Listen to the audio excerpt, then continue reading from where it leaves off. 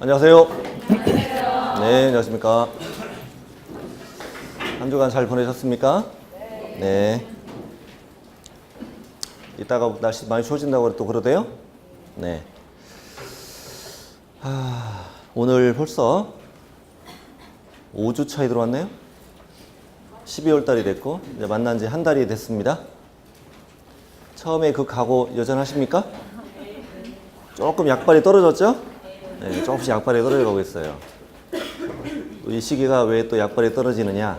연말이 다가오고 또 공부한 지도 한 달도 됐고 주변에 결석도 좀 늘어나고 결석이 좀 늘어나게 되면 내가 나도 좀 며칠 쉴까? 이런 생각이 들고 그렇죠? 그러잖아요. 네. 자, 그러기도 하고 그래요. 네. 자, 지금 시기는 민법, 개론 이런 거 열심히 해야 되는 시기예요. 네. 겨울에 열심히 한 자가 봄, 여름에 여유를 가지고 공부를 한다. 중개사 시험의 합격은 이 겨울이 달려있다. 네. 자, 다시 한번 화이팅 합시다. 네, 화이팅! 네, 좋아요.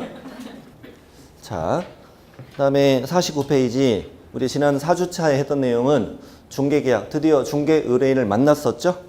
만나서 헤어질 때까지 과정 하셨는데 중개계약 종류는 두 가지가 있어요. 일반 중개계약과 전속 중개계약. 자, 저 밑에 양가로 박스 보셔도 돼요.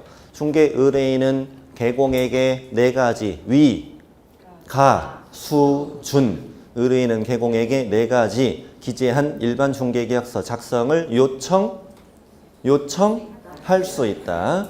요청할 수 있다. 말도 안 되는 법조문이었죠? 사장님, 일반 중개계약서 써주세요. 이런 얘기였잖아요. 이렇게 표현한 이유는 작성 의무는 있고 없고 서면화를 권장한다 그랬죠. 그래서 이 요청이 있는 경우 개공은 일반 중개계약서 작성 의무는 없다. 하면 기재 요청상 네 가지는 위, 가, 수, 준. 위치 및 규모, 거래, 예정, 가격, 중개, 보호, 수, 준수, 하여야 할 사항. 네 가지 있었죠. 다음 어쨌든 요청에 따라 작성 의무는 없다는 얘기였어요. 다음에 표준서식, 국토부 장관이 표준서식을 정하죠. 그래서 국장은 일반 중개계약 표준서식정의 사용을 권장할 수 있다. 이러면 O. 근데 현재 법령에 표준서식은 있다 없다? 없다. 아니 있다 없다? 있다. 왜 없다고 그래? 나 지금 정신 없으니까 좀 잘 좀 맞춰봐요. 표준서식 있다 없다? 있다. 국장은 표준서식을 정했죠 지금. 14호 서식으로 밑에 국토부는 13조. 다시 천천히 말씀드릴게요. 법에서 사용되는 모든 서식은 국토부령으로 정하게 돼 있어요. 근데 대통령령이 일반 중개계약 대통령령이 뭐라고 그랬냐면 국토부 장관이 일반 중개계약 표준서식 정에 권장할 수 있다라고 국토부령을 위임을 했지. 위임을 했는데 표준서식을 국장은 정할 수도 있고 안 정할 수도 있으나 정했죠. 정했고 현재 사용을 권장하고 있죠. 그러니 표준서식을 사용할 의무는 있다 없다? 없다. 그래서 표로 만드신 거 처음부터 작성 의무는 없다. 표준서식은 있다. 이걸 사용할 의무는 없다. 보존 의무도 없고 정보 공개 의무도 없더라. 이런 얘기지. 근데 뒤로 넘겨서 50페이지는 뭐냐? 전속 중개계약은 표준서식이 있죠. 있고 이걸 반드시 사용해서 작성해야 되고 몇 년간? 3년간 보존해야 되고 정보 공개도 해야 되기 때문에 양계약의 공통점은 표준서식이 있다. 딱 한 가지만 공통점이었죠. 네. 그리고 정보 공개는 며칠 안에 7일 이내 정보망 또는 일간신문에 정보를 공개해야 하고 비공개 요청이 있으면 공개하지 말아라. 그리고 정보를 공개했으면 어떻게? 지체 없이 내용을 문서로 통지해야 되고 2주에 1회 이상 업무 처리 상황 문서로 또 통지를 해야 되죠. 다음에 정보 공개 사항이 8가지 더하기 꽁시니까 이렇게 기억했네. 8가지는 이 준비자세죠. 준비자세. 특정 권리인 공법. 시작. 특정 권리인 공법. 또 상태 또 환경 입지 그리고 거래 예정 금액 더하기 꽁시니까. 주소 성명 인적사항을 공개하지 말아라. 공시지가는 임대차 할 때 공개하지 아니할 수 있다. 해도 되고 안 해도 되고. 자, 오른쪽에 중개 의뢰인의 의무는 유효기간 원칙 몇 개월? 3개월. 이 동네 3자 두 번 나온다. 3년 3월. 네. 유효기간 안에 다른 개공에게 중개를 의뢰해서 거래했다. 또 유효기간 안에 개공의 소개로 알게 된 상대방과 개공을 배제하고 당사자 간에 직접 거래했다. 중개보수에 해당하는 위약금 줘야 되죠. 다만 스발상 스스로 발견한 상대방과 거래했죠. 지금 이럴 경우에는 중개보수의 50% 범위에서, 핵심은 거기랬죠. 범위에서 소유비용을 주어라. 그 다음에 부동산 거래 정보망은 개공끼리만 이용할 수 있는 통신망을 말하죠. 지정권자는 국장이었죠. 예. 52쪽에 그림도 한번 공부해봤고요. 밑에 지정 요건도 있었고, 뭐 500명 이상 가입시켜라, 기사 오빠, 중개사 언니 1명 이상씩 고용하라고 컴퓨터도 같이 오면 그랬잖아요. 네. 지정받고 지정 절차는 생략하고요. 오른쪽에 거래정보사업자의 의무는 오로지 누구로부터만 정보를 받아서, 오로지 개공으로부터만 정보를 받아서 공개하라. 또 개공으로부터 의뢰받은 것과 다르게 공개하거나 차별 공개하면 안 된다. 또 개공의 의무는 정보망의 정보를 거짓 공개하면 안 되고, 거래가 완성됐으면 어떻게? 지체 없이 정보사업자에게 통보해야 합니다. 뭐 이런 것도 있었죠. 그 다음에 56쪽에 가서 이렇게 양쪽 의뢰인을 만나고 확인 설명하셨죠. 확인 설명은 중개가 완성되기 전에 해야 되고, 누구에게 해야 되고? 권리를 취득하고자 하는 중개 의뢰인에게 해야 되는 것이고, 어떻게 하는 거죠? 성실 정확하게 설명하고 근거 자료를 제시하여야 한다. 그랬었죠. 자, 설명사항 10가지는 8가지 더하기 취, 중, 토. 8가지는 특정, 권리, 공법, 상태, 환경, 입지, 거래 예정 금액 더하기 취, 중, 토인데 취는요. 취득, 조세, 종류, 세율, 중은 중개, 보수, 실비, 토, 토지 이용 계획 이런 걸 설명하라. 네? 이 중에서 저 밑에 양거로 3번은 뭐냐면 중개대상물 상태 부분은 개공이 직접 조사하기 쉽지 않죠. 그래서 자료를 요구할 수 있죠. 집주인, 매도, 임대 의뢰인에게 자료를 제공해 주면 좋을 텐데 불응했을 때는 불응 사실을 매수 임차 의뢰인에게 설명하고 확인 설명서에 기재해달라고. 좋아요?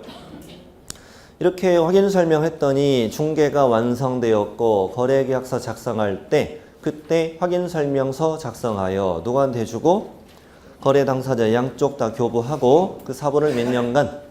3년간 보존해라. 그리고 확인 설명서에 서명 및 날인해야 된다. 책임지는 거죠. 개공이 법인은 그 자리에, 대표자가, 분사무소는 그 자리에, 책임자가 서명 및 날인하고 소공이 중개했으면 개공과 함께 서명 및 날인하라 그랬던 거죠. 표준 서식은 4가지가 있죠. 한 장 넘겨서 우리가 주거용 건축물 서식을 공부했죠. 공부했고요. 우리 그 58쪽, 55쪽을 잘 색칠하면서 말했잖아요. 우리 이제 12월 말에 기본서 받게 될 거거든요. 기본서 받게 되겠죠. 네. 그때 받으면 여기 있는 부분을 그대로 옮겨야 돼요, 여러분. 그 안에 서식이 있거든요. 똑같이 이렇게 그리고 색칠하고 이렇게 옮겨두시면 나중에 1월 달에 같이 또 그분을 공부할 때 구경만 하면 돼. 그런 효과가 있겠죠. 네? 그때 이제 제가 다시 볼 때 말씀드릴게. 좋아요? 좋아요. 자, 그리고 이거 제목만 볼게요. 확인 설명서는 기본 확인사항, 내가 직접 조사해 적는 거죠. 오른쪽에 세부 확인사항은 자료를 요구해서 적는 거고, 그 다음에 중개 보수 등의 권한사항 이렇게 구성되어 있죠. 이 정도만 보고 지나갑시다. 오늘은. 그 다음에 61쪽에 거래계약서까지 공부했는데 우리 거래계약서도 중개가 완성된 때에 작성해서 양쪽 다 교부하고 몇 년간 보존해야 돼 이건? 특이하게 5년간 보존하게 돼 있죠. 그리고 거래계약서는 결론, 법정 서식이 있더라 없더라? 없더라. 국장은 거래계약서 표준 서식정의 사용을 권장할 수 있다. 이런 문장은 있는데 표준 서식이 현재 정해져 있지 않죠. 근데 작성은 해야 되죠. 그래서 필수 기재사항 9가지를 줬죠. 암기법은 제가 알려드리진 않았어요. 하나씩 읽어볼게요. 인적사항, 또 물건의 표시, 또 계약일, 또 거래금액, 계약금액, 지급일자, 지급에 관한 사항, 물건의 인도일시, 권리 이전의 내용, 또 조건 또는 기한이 있을 때 확인 설명서, 교부일차, 또 조건 또는 기한이 아니 그 밖에 약정 내용이 있고 어쨌거나 표준 서식이 없다는 게 중요합니다. 우리 지난주 여기까지 공부했습니다. 네, 오늘 새로 오신 분도 몇 분 계시죠? 손 한번 들어보세요. 오늘 이 과목을 처음 공부합니다. 몇 분 오셨잖아요. 몇 분 오셨더라고요. 현재 이제 복습하는 과정은 전혀 와닿지 않죠. 당연히 지난주 우리 공부했던 걸 복습하는 거니까 그냥 이렇게 가볍게 지나가시고 부족한 거 인강을 들어보셔야 됩니다. 우리 4주가 이미 진행되어 있기 때문에 무려 12시간이나 누적되어 있는 거죠. 예. 그렇기 때문에 기존에 오늘 처음 오신 분이면 꼭 다음 주까지 들어오세요. 적어도 앞에 3시간 정도는 듣고 오셔야 됩니다. 네. 됐습니까? 그리고 참고로 말씀드리면 다음 주에 공부할 내용이 이 과목에서 가장 어려운 부분이에요. 다음 주에 공부할 부분이 가장 어려운 부분이고 다음 주에 배울 걸 미리 예고해 드리면 자격 취소 4개 외워야 돼. 자격 정지 7개 외워야 되고 절대적 등록 취소 8가지, 의무적 등록 취소 11가지, 업무 정지 11가지를 다 외워야 돼, 다음 주에. 근데 그게 뭐냐면 지금 위반시 받는 제재죠. 위반시 받는 제재면 뭐냐면 우리가 처음 공부하는 게 아니라 앞에서 공부했던 내용에 대한 위반시 제재죠. 무슨 말인지 아시겠어요? 그러면 앞에 걸 공부 안 하면 어떻게 되는 거예요? 뭔 소리인지 알아? 전혀 모르는 거죠. 그러겠죠? 네. 그러니까 이제 다음 주 부탁드립니다. 다음 주까지 앞에 있는 걸 들어오시는 게 상처를 덜 받는 일이다. 네. 다음 주에 무방비 상태에 왔다가는 큰 상처를 받고 돌아간다. 됐습니까? 네. 다음 주에는 암기 방법까지 알려드릴 거고 네. 어떻게 암기를 해야 될 건지 처음 공부할 때 상처를 많이 받는 부분이에요. 그 부분이. 이 과목 지금까지 쉽게 왔죠 우리? 다른 과목에 비해서 편하게 왔잖아 지금. 아 그거 아니라고? 네, 좀 그렇다고 좀 해주면 안 될까? 네. 자, 그렇습니다. 자 62페이지 오늘 공부할 내용도 그다지 어려운 내용은 아니에요. 일단 제목을 먼저 말씀드릴게요. 62쪽. 우리가 지금 중개 행위를 하고 있죠. 확인 설명하고 계약서 쓰고 확인 설명서 쓰고 있어요. 이 과정에서 사고를 쳤다. 책임지라 이거지. 손해배상 책임지라. 그리고 이 손해배상 책임 보장을 위해 우린 뭘 가입해야 돼? 보증 설정해야 되는 그런 단원이에요, 이게. 자, 어떤 때 책임을 질 것이고 이 책임 보장이 보증을 설정을 어떻게 하느냐 이런 내용을 배울 것이고 또 하나는 64쪽에 보니까 계약금 등의 반환 채무 이행의 보장이라는 제도가 있죠. 이거는 계약금, 중도금, 잔금의 과정이 있죠. 이 과정에 대해서 배우는 내용이고요. 계약금, 중도금, 잔금 과정. 다음에 6절의 제목이 뭐예요? 금지행위. 금지행위니까 해서는 안 되는 의무도 배우겠네. 그런 거구나. 중개하면서 절대 해서는 안 되는 그런 의무도 배우게 되고 또 2장을 넘겨보니까 68쪽에 이제 드디어 뭘 배우네? 복비 배우네, 복비. 그렇죠. 우리가 이제 오늘 할 내용이 이런 내용이에요. 자, 좋아요? 네. 자, 이제 62쪽으로 가겠습니다. 62쪽에 메인 위로 가시는데 아주 쉬운 단원이니까 그저 하지 마시고요. 이번에도 한 문제가 나왔는데 눈 감고도 풀 수 있는 그런 문제가 나왔습니다. 편안한 단원이니까 걱정하지 마세요. 맨 위에 보면은 법의 30조라고 보이세요? 법의 30조. 자, 그 위에다가 메모 좀 해보셔도 돼요. 자, 30조의 1항과 2항을 지금부터 배울 텐데 30조 1항과 2항은 저처럼 2줄만 쓰세요. 맨 위에 여백에다가. 그렇지. 거기 4절 제목 밑에다 쓰면 돼. 그렇지 거기. 1항과 2항은 이렇게 씁니다. 손해배상 책임. 손해배상 책임이라고 적고요. 30조 3항. 3항은 보증 설정 의무 이렇게 배워요. 자, 이렇게 쓰시고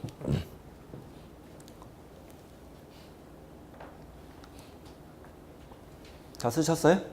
네.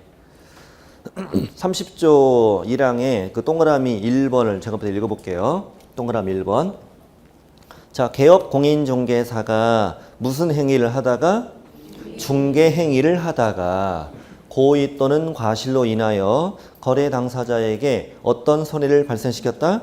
재산상 손해를 발생시켰다면 그 손해를 배상할 책임이 있다. 참 너무 당연한 얘기죠. 중개하다가 사고 치면 책임지세요 이 말이에요. 네. 자, 저 밑에 양거러 3번. 양거러 3번 제목이 뭐예요? 30조 제2항이라고 적혀 있죠. 거기 읽어볼게요. 개공은 중개사무소를 다른 사람의 중개행위의 장소로 제공했다. 자, 여기까지가 무슨 말이냐면 내 중개사무소인데 다른 사람한테 빌려줬다는 얘기예요. 내 중개사무소인데 다른 사람이 내 사무소에서 뭘 했다? 중개행위를 했다는 얘기예요 지금. 그럴 수도 있죠. 네? 옆집 개공한테 빌려줄 수도 있잖아요. 네. 그리고 아니면 저기 지방에 내 친구 있는데 개공이네. 근데 마침 이쪽이 물건을 중개하러 왔네. 그래서 내 사무실 빌려줬다 이거지.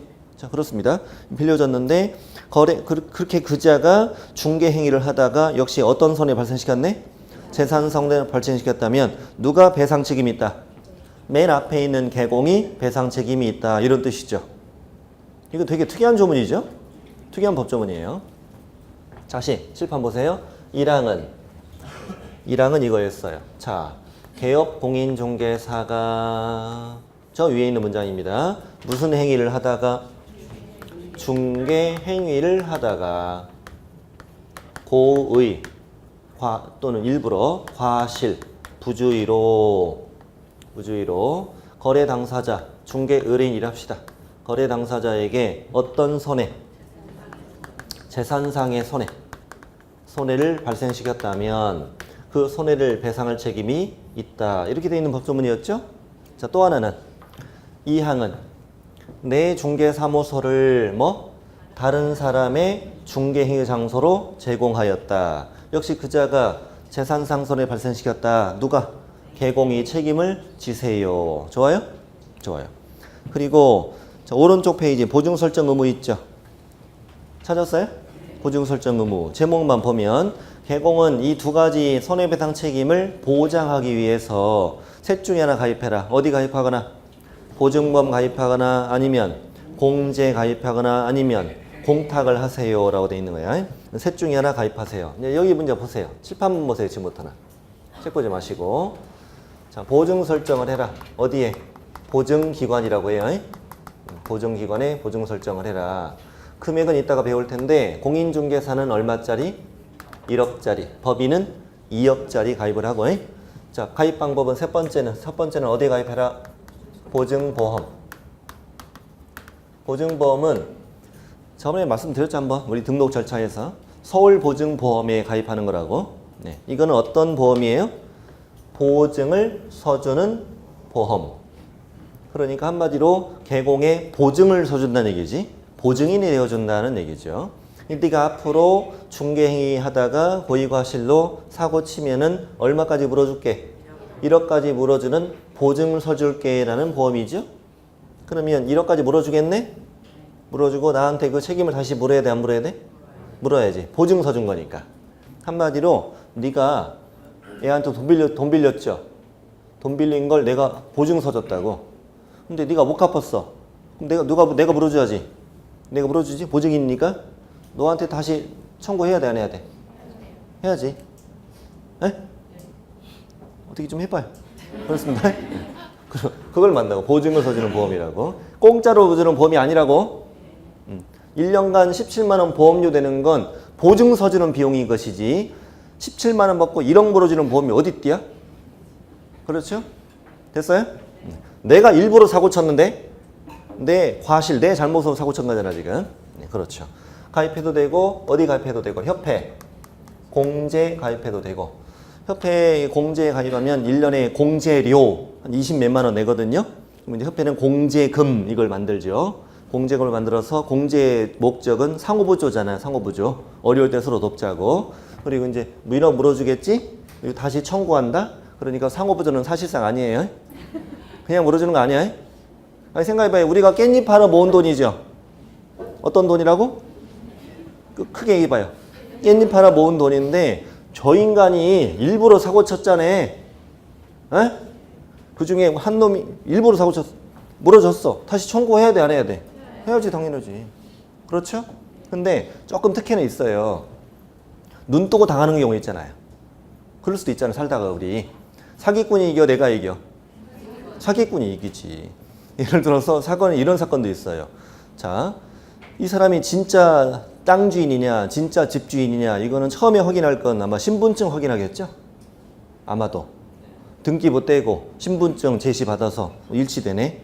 근데 신분증 위조 가능하지 않습니까? 신분증 위조하는 그리 어려운 일이 아니라대. 인터넷으로 이렇게 그 음지에서 한 30만 원이면 해준대.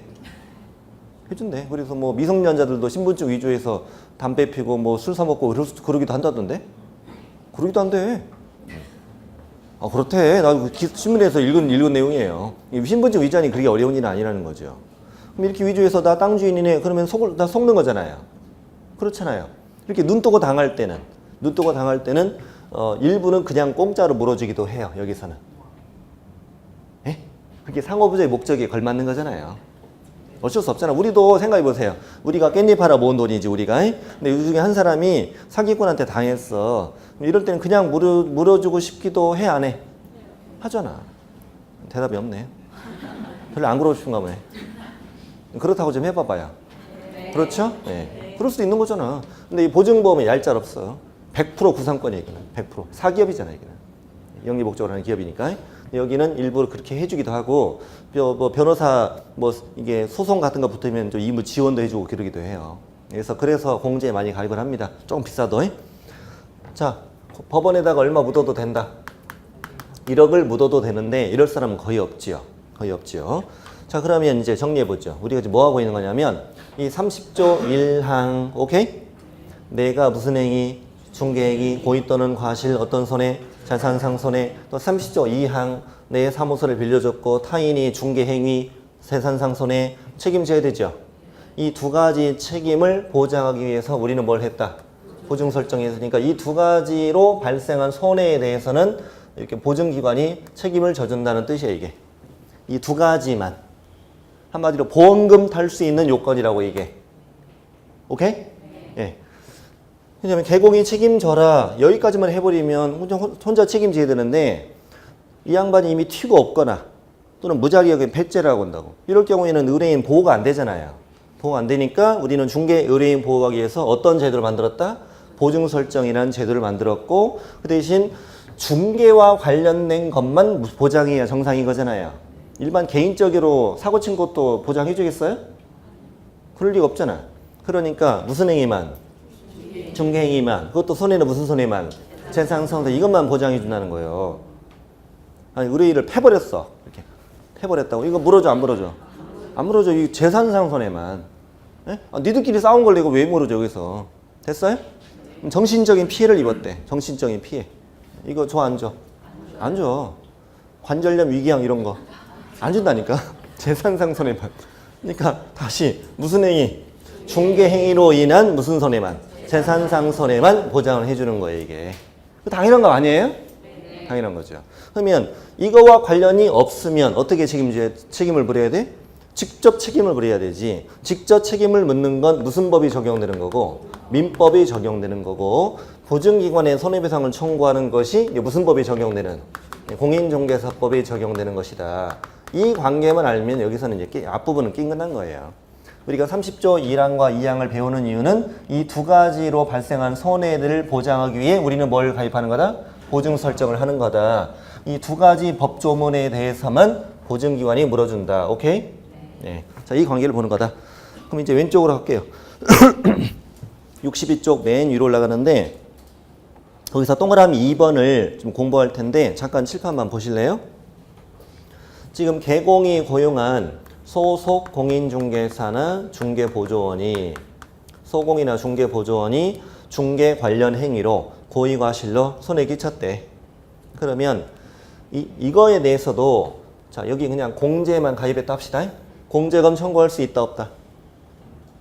근데 누가 사고 친 거? 소공보조원이 중개와 관련된 행위로 사고 친 것도 공제금 준다 안 준다? 빨리 찍어봐 빨리. 준다. 왜? 개공의 행위로 본다라는 우리 법정을 공부한 적이 있잖아요. 소공이나 보조원의 업무상 행위는 그를 고용한 개공의 행위로 본다.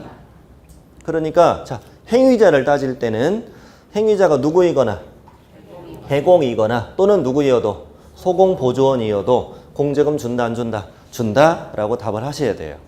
답을 하셔야 되는데 제가 여기까지는 안 해도 되지만 서비스로 할게요. 서비스로 책에 안 나와요. 나중에 기본서 나오면 나올 거예요. 서비스가 어떤 서비스냐면 갑이 누구냐면 갑은 개공이에요.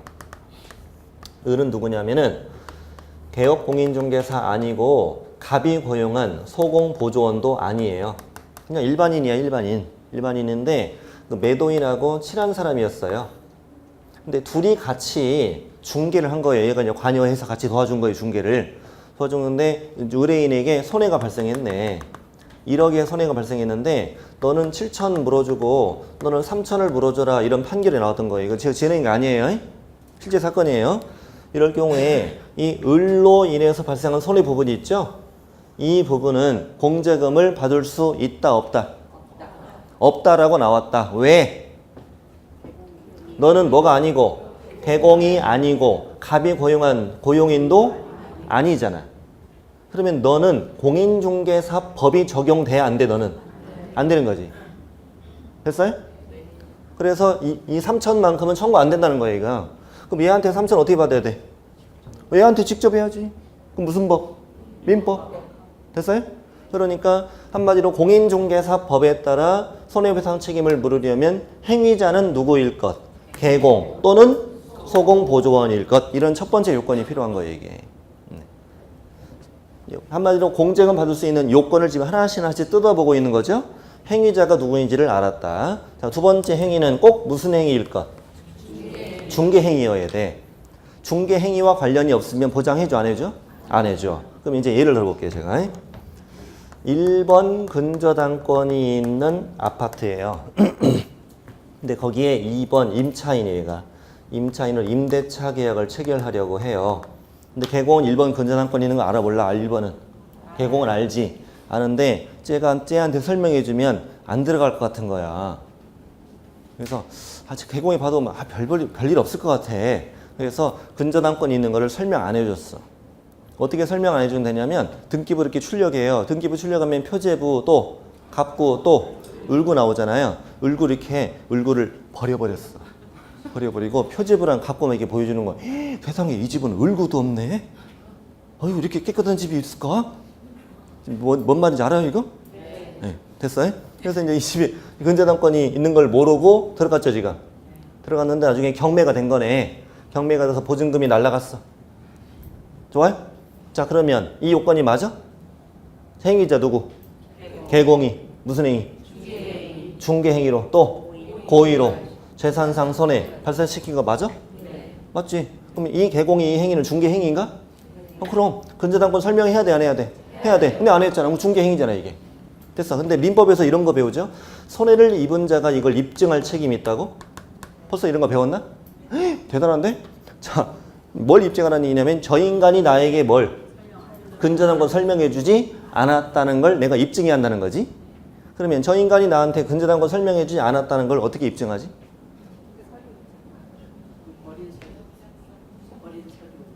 버린 서류? 그걸 내가 찾아야 돼?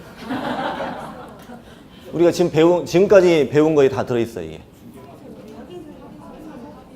대단한데? 어떻게 알았어? 방금 뭐라고 그랬어요 여러분? 확인설명서. 여기에 뭐가 안 적혀 있어? 근저당권이 안 적혀 있죠. 확인설명서에 권리관계에 등기된 권리를 적어야 되잖아요. 이게 안 적혀 있는 거죠. 됐어요? 그러면 이제 의뢰인이 확인설명서 보니까 근저당권이 있어 없어? 없어. 이걸 들고 있는데 누구 찾아가? 개공 찾아가. 야, 이 썩을 놈아. 안 적혀있잖아. 빨리 불어. 됐어요? 너무 리얼해요? 화 안 나게 생겼어 지금? 자, 그래서 이제 개공이 뭐래요? 그거 내가 쓴 거 아닌 것 같은데? 네가 지어냈지 그거. 이렇게 하면 어떻게 하려고? 그렇지. 거기다 서명 및 날인. 그래서 이제 개공 이 의뢰인이 뭐래? 아, 왜 그러세요 사장님, 여기 자필로 이름 썼잖아. 인장으로 찍었네. 7mm 30mm. 그랬더니 개공이 혹시 학원 다녀? 왜 이렇게 잘 알아? 미안해. 미안해. 그러면서 손해배상 해줄게 라고 이자에게 손해배상 합의서를 써준 거예요. 합의서. 자, 얼마 물어줄게 합의서 썼다. 이 합의서를 들고 이 공제협회에다가 제출하면 공제금 주게 안 주게 찍어봐요. 준다? 준다니까. 아, 왜 그래. 준다고요. 자, 됐어요. 미안해. 이따 배워요. 네. 자, 합의서도 내면 준다, 안 준다? 준다. 합의 안 해주면 얘 상대로 뭐 해야 돼? 소송해야지. 소송해서 판사님 앞에서 막 또 입증해야지 이렇게. 입증했더니 판사님이 또 뭐래? 학원 다니는 사람 옷이 다르다고. 확실히 온라인보다 낫네. 평택 행정고시 학원 다니냐고. 확실히 다르다고. 그 중개사법 누구냐고. 자, 됐습니다. 이렇게 이제 또 물어줘라라고 뭘 써줬대요? 판결문을 써줬대. 자, 판결문을 써주면 이거 내면 준다, 안 준다? 준다. 이런 과정이야, 이게. 지금 우리 방금 뭘 입증한 것이다? 중개행위라는 걸 입증한 거예요. 중개행위라는 걸 내가 입증해야 되잖아요. 이거는 대법원까지 가지도 않아요. 너무 당연한 거 맞아요? 너무 명백하잖아요. 그래서 1심에서 거의 다 끝나. 실제 이 사건이 이런 사건이 굉장히 많아요. 많아요. 근데 그 밑에 양거로 2번 제목이 뭐예요? 양거로 2번 제목. 공제금을 청구할 수 있는 중개행위의 범위라고 적혀 있잖아요. 이건 뭐냐면 중개행위이냐 아니냐 이거 가지고 어디까지 가서 싸운 거예요? 대법원까지 가서 싸운 거예요, 이게. 대판까지 가서. 잠깐 보세요. 아까 합의서나 판결문 받아가지고 협회에다 공제금을 청구하죠. 공제금을 청구했는데 협회가 공제금 지급을 거절하는 거야. 우리가 볼 땐 저 행위가 뭐가 아닙니다. 중개행위가 아니다. 이렇게 주장하는 거지. 실제 그렇겠죠. 보험금 타기 쉬워? 쉽지 않잖아요. 그래서 뭐 안 주면 어떻게 해야 돼, 이제? 이 의뢰인은 누굴 상대로? 협회를 상대로 또 소송을 해야 돼. 뭐 달라고? 공제금 달라고. 그럼 이제 여기에서 논점 뭐예요, 이제? 뭐 가지고 싸우는 거야? 중개행위 이냐? 아니냐? 이거 가지고 싸우는 거죠. 근데 이제 예를 하나만 들어볼게, 이제. 어떤 일을 가지고 싸웠느냐. 지금, 자, A는 누구냐면은 땅 주인입니다. 토지 소유자. 그 다음에 얘는 개공입니다. 개공. 개공갑이고, 그 다음에 B는 저 땅을 사고 싶은 사람이에요. 땅 좀 사주세요 라고 의뢰를 했지. 의뢰를 했는데 얘가 원하는 게 이제 이 땅이에요. 찾아가 봐서 땅 좀 파시죠. 저 종값에 산다는 사람 있는데 나는 내가 죽기 전에 땅을 팔 생각이 없대요. 참 안타깝지 않아요? 복비가 얼마인데 지금? 아, 지금 땅을 팔아달라고 해, 안 해? 안 해. 아, 참 안타까워. 아무리 가서 꼬셔도 안 돼. 내가 죽기 전에 안 판대요. 그래서 어느 날 개공은 이제 얘를 사기치러 갑니다. 뭘 어떻게 하냐면 드디어 얘로부터 땅을 팔아달라는 의뢰를 받았다. 속이는 거야. 실제 사건이 다 지어낸 게 아니에요. 속여. 그리고 어디서 위임장을 위조해 가져와. 얘가 나한테 준 위임장. 개공한테 땅 파는 걸 위임합니다. 나 바쁘니까, 오케이? 그리고 위임장을 보여줘. 나랑 둘이 계약서 쓰면 되겠다고. 기뻐 죽고 막. 땅을 사고 싶어가지고. 그래서 이제 계약서 씁니다. 매도인은 A의 대리인 누구? 개공. 좋아요? 그다음 매수인은 누구? B. 그다음 밑에 개공. 이렇게 계약서 쓰는 거예요. 오케이? 이렇게 계약서 써도 돼, 안 돼? 해도 돼. 내가 얘로부터 대리권 받아가지고 됐어요? 그리고 이 두 사람 간의 계약을 도와주는 중개를 하고 있는 거잖아, 지금. 네. 그리고 이제 계약서 쓰고, 그리고 어떻게 해서 계약금, 중도금 받고 어떻게 됐어? 날랐지. 날라버렸어. 계약금, 중도금 들고 튀어버렸다고. 됐습니까? 네. 이때 발생한 재산상 손해. 재산상 손해에 대해서 어디에? 공제금을 청구했지. 청구했더니 이 협회에서는 준대, 안 준대? 안 준대. 자, 왜? 애한테는 의뢰 받았대, 안 받았대요? 안 받았대요. 어떻게 한 사람한테만 의뢰를 받아가지고 중개를 하냐고? 이건 중개 아니지. 그냥 사기친 거지, 그냥. 두 사람 모두로부터 의뢰를 받아서 계약 체결을 도와주는 것이 중개지. 어떻게 한 사람한테만 의뢰해서 중개가 되냐고, 이거. 됐습니까? 이거 하나를 주장하고, 좀 어려운 내용이에요. 이거 하나를 주장하고, 한 사람한테는 의뢰 받았다, 안 받았다? 안 받았다라는 걸 주장하고, 또 하나는 뭘 주장하고, 이게 좀 어려워요. 지금 이미 매매 계약은 했어, 안 했어, 이제? 매매계약, 땅 매매계약 체결했죠. 매매계약이 체결된 이후에 계약금, 중도금 받아서 뭐 했어요? 횡령을 했죠, 횡령. 횡령했잖아요. 근데 이제 협회 주장은 뭐냐면 이미 매매계약이 체결되었으면 개공의 중개행위는 끝났다는 거지. 잘 들어봐요. 자, 사실 두 사람 간에 매매계약이 체결됐어. 매매계약서 써줬어. 확인설명서 써주었어. 그럼 나에게 더 이상 의무가 있어 없어? 개공행위 더 이상 의무가 없죠. 그러니까 중개행위는 끝났다고 주장하는 거예요 이제. 그리고 중개행위의 이후 과정, 계약금, 중도금, 잔금 이 과정인 거죠. 됐어요? 그러니까 이건 중개행위의 범위를 벗어났다라고 주장하는 거야. 돈 들고 튄 건. 주장은 이유는 이해하셔요? 네. 일단 이쪽 주장을 이해를 해야지 우리가 먼저. 자, 일단 두 가지. 이 사람한테 의뢰받았다 안 받았다? 안 받았다. 한 사람한테만 의뢰받았다. 두 번째 이유는 계약이 체결되고 확인설명서 계약서를 써주면 중개행위는 끝났다. 오케이? 한쪽이 주장이라고 지금 답이 아니라 이쪽이 주장이라고요. 자, 중개행위는 끝났다. 그러니까 그 이후에 계약금, 중도금 과정에서 횡령하는 것은 중개행위이다 아니다? 아니다. 이런 주장을 하는 거라고요. 됐어요? 이거 이제 대판 싸웠다고 해? 대법원 판례가 대판 싸웠다는 얘기잖아요? 네. 그래서 이제 판사님이 이제 뭐라고 하느냐. 첫 줄 읽어보겠습니다. 약간 읽고 해야 됩니다. 그 판례 첫 번째 거 보입니까? 첫 번째 그 판례는 왼쪽에다가 아니 저게 적혀 있다. 중개행위의 판단 기준이라고 적혀 있죠 지금. 제가 적어놨네요 거기다가. 중개행위의 판단 기준이다. 자, 어떤 행위가 중개행위에 해당하는지 여부. 자, 중개행위인지 아닌지에 대한 판단은 거래 당사자 보호의 목적을 둔 법 규정 취지에 비추어 볼 때 그 다음 또 몇 줄 쳐요. 개업 공인중개사가 진정으로 거래 당사자를 위하여 거래를 알선 중개하려는 의사를 갖고 있었느냐고 하는 개공의 주관적인 의사에 의하여 결정할 것이 아니라. 여기까지. 다시 읽어볼게요. 개공이 진정으로 이 두 사람을 위해 거래를 알선 중개하려는 의사를 갖고 있었느냐. 이런 걸 주관적 의사라고 합니다. 이런 주관적인 의사로 결정하는 것이다 아니다? 아니다. 그렇게 결정할 것이 아니라 어떻게 판단하는데? 밑줄 안 쳐도 돼요. 개공 행위를 어떻게 봐서? 객관적으로 봐서 사회통념상 거래의 알선 중개를 위한 행위라고 인정되는지에 따라서 결정해야 할 것이다. 이렇게 얘기합니다. 자, 이거 보세요. 이제 방금 읽긴 읽었는데 뭔 소리인가 모르겠죠? 네. 방금 뭐라고 그랬냐면 중개 행위냐 아니냐에 대한 판단. 지금 이 공제금을 청구할 수 있느냐 여부에 대한 판단이죠 지금. 중개 행위이냐 아니냐는 공제금을 받을 수 있냐 없냐를 결정하잖아요. 근데 이 공제 제도라는 건 누구를 위해 도입한 제도예요? 개공이요? 의뢰인이요? 의뢰인을 위해서 도입한 제도죠. 이 거래 당사자 보호의 목적을 둔 그 취지에 따라 판단을 해야 할 거라는 얘기야. 됐어요? 그래서 개공이 진정으로 두 사람을 위해서 중개할 의사가 있었느냐 이런 걸 뭐라고 한다고요?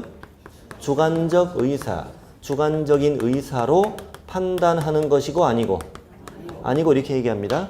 자, 왜냐하면 개공이 두 사람을 위해서 처음부터 진정으로 중개 의사가 있었어 없었어? 아까 뭐가 처음에 있었어? 처음 왜 그래? 처음에 잠깐 있었지. 근데 결과적으로 볼 때 이 과정을 쭉 보면은 두 사람을 위해 진정으로 중개할 의사가 있었냐고? 없었지. 사기칠 목적이었잖아 처음부터. 그렇죠? 어떻게 하면 야를 홀라당 베껴가지고 저를 튀까 이 생각이었던 거지. 그래요? 이걸 주관적 의사라는 거예요 이게. 이 주관적 의사를 제3자는 알아 몰라? 그 당시 아냐고. 그 당시 이 개공이 계약서 쓸 때 개공이 마음속을 아냐고? 모르지. 남의 속을 어떻게 알아? 내가 내 속도 모르는데. 여러분 속을 알아? 저도 가끔 제가 왜 이런지 모르는데.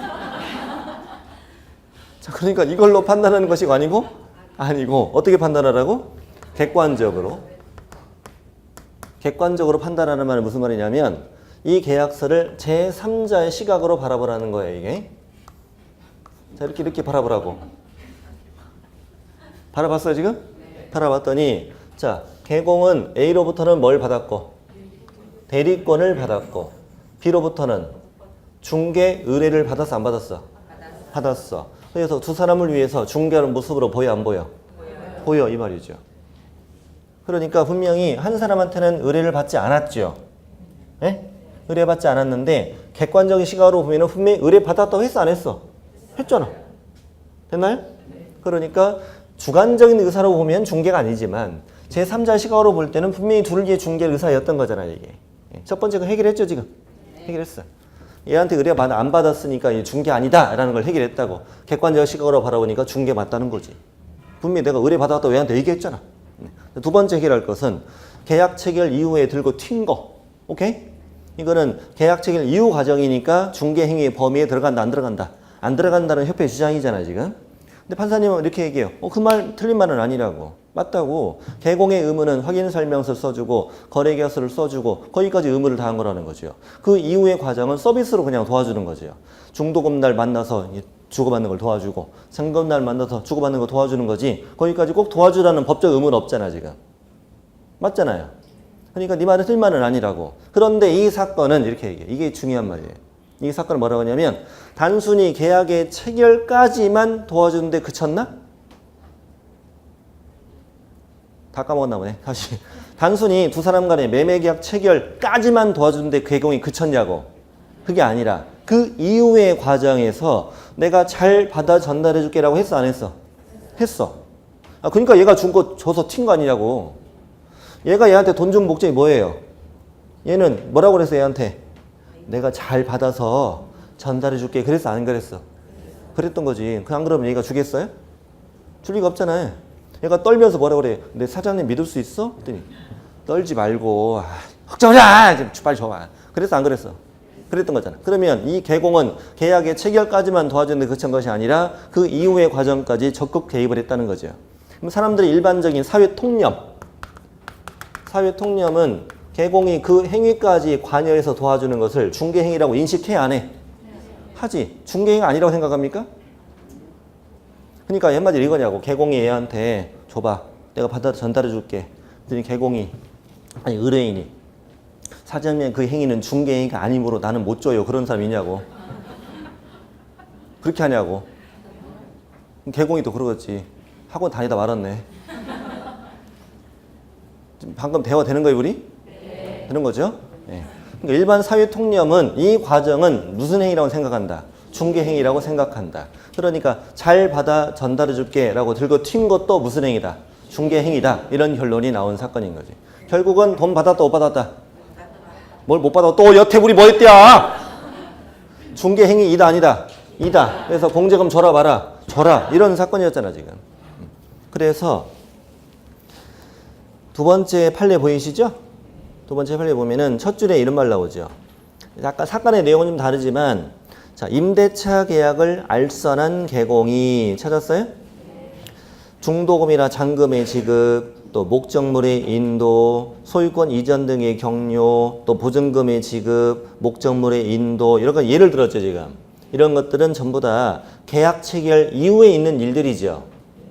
계약 체결 이후에 있는 일들에도 파란색 하면 천천히 같이 읽어볼까요? 거래 당사자의 계약상 의무 실현이 뭐 했다? 관여했다.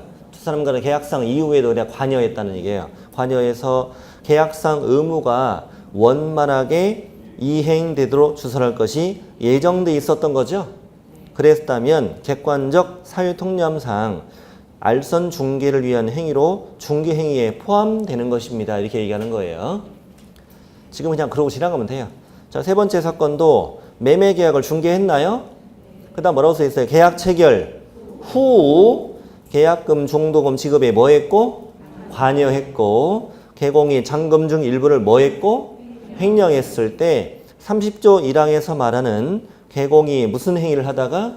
중개 행위를 하다가 재산상 손해를 발생한 경우로 봐야 됩니다. 그러니까 이때도 공제금 주세요 마세요? 주세요. 이런 얘기죠. 가끔 시험에 나오는 것들이에요. 네. 그래서 방금 우리는 조금 지금 시기는 좀 어려운 내용이었지만 이해는 다 하셨어요.